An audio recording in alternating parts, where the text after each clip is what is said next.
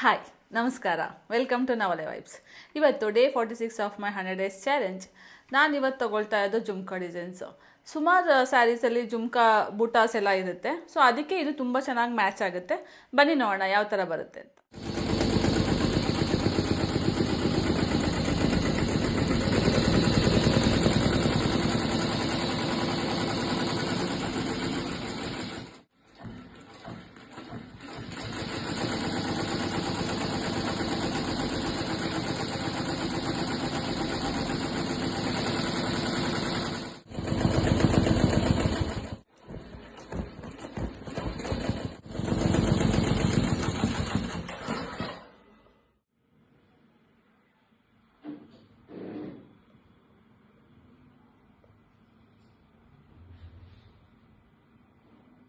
Final look ಈ ಥರ ಬರುತ್ತೆ.